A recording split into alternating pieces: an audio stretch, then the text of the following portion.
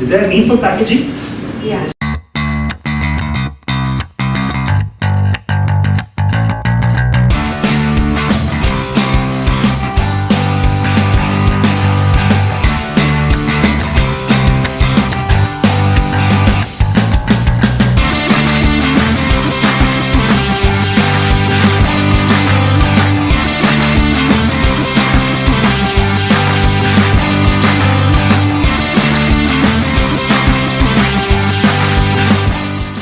I think there's a tremendous need. So packaging, regardless of software, service, technology, whatever it is, you're always packaging.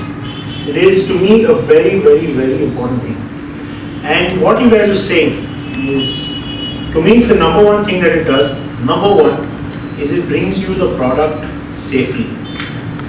That is the primary purpose of any new package. It brings you a product, it transports it, it protects it, creates a brand image.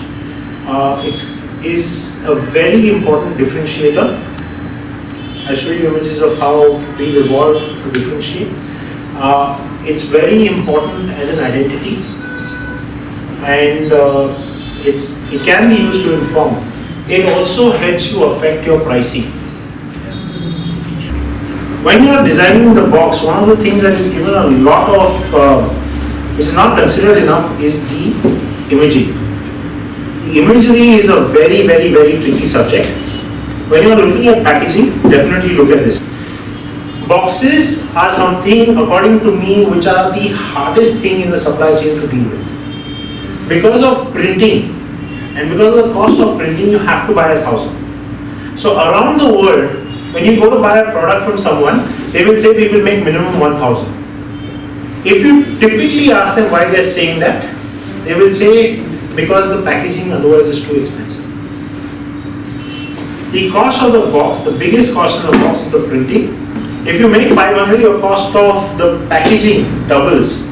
My 5% cost goes to a 10% cost. In my kind of an industry, that's most of my profit margin is wiped away. So we decided that the second thing is managing the inventory. Because we would sell of some items 2 to 300. And we had to buy 1,000. Boxes have a shelf life. You can see this is a slightly older box. It started getting these, it's a fungus inside. This one you can see I was just handling it, it's come apart. Boxes have a shelf life. Fundamentally, you have to design with an ease of manufacture. That if tomorrow, if this thing is not there, within the next 10 minutes, you should be able to pick up pace. That is the key in supply chain, manufacturability. What happens with this, this opens up. This looks ugly as hell. Yeah. Over time, this looks like this. This looks ugly as hell. Yeah. A simple thing. This is not only a design element. Any fold. So I'm not an engineer. I've done a BBA. But the one thing I learned very fast is any fold or any ridge, when you're corrugating, when you're folding something, you get strength. Yeah. So what we've done is we've along the line folded something. Pulling this out, it will always come back. So everything that you design, do not just do it, because if you saw, it took her a lot more time to give this. The aesthetics of improving this were not as important as improving the strength of the box. Straw? It stood, no? 70 kgs, I got it 1.5 kg. Thank you. For me, my product sells as gifts. You will buy it, you will buy 5 pieces for your house. I need you to buy 25. Cost of customer acquisition. The only way you're going to buy 25 is if you're going to buy and give someone else.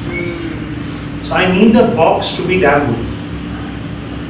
If this, I know they're not going to buy and give easily to others. I don't need this box to be sold. We launched something like this. First, we changed it to something like this. I still am not as happy with this as I would be, but it's definitely a lot better than something like this. One major point I want to cover is information on the box. Because that was something that was communicated. It boils down again to the customer. If you're buying a Cartier diamond or a Tiffany's diamond, Do you want the box to say इतना carat का diamond है अंदर, ये है वो है, or do you want just a very beautiful box? Whereas if I'm buying a knife on the street or I'm buying a pressure cooker, I want it to communicate to me. Yeah. So information on the box again is a question of who your consumer is. It's not an absolute that I need to write everything on the box. It's not an absolute that I should write nothing on the box. So initially when I went into this, initially we used to write everything on the box. So if you see, I've written sentences. I went to another extreme. I went to this extreme where I've got almost nothing written on this. Now I figured that there are certain minimums that have to come on the packaging. This is not an Apple iPhone.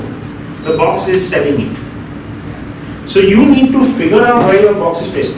If this same thing is going into a modern retail channel, I need more stuff on the box because there's nobody selling it. In the local retail, people are selling it. If I am selling it online, I don't even need this box. The sale is already done by the time he sees the box. The coloring, it's a very crowded marketplace. If you see everywhere, our boxes stand out. Orange has become synonymous with what we have. Borosil has started copying us. Borosil is a very big brand. More expensive frying pan. This is a 12,000 rupee frying pan. This is a 3,000 rupee frying pan. No way. If this was in this box, how much would you have paid for it? Would you pay 3,000 bucks for something like this?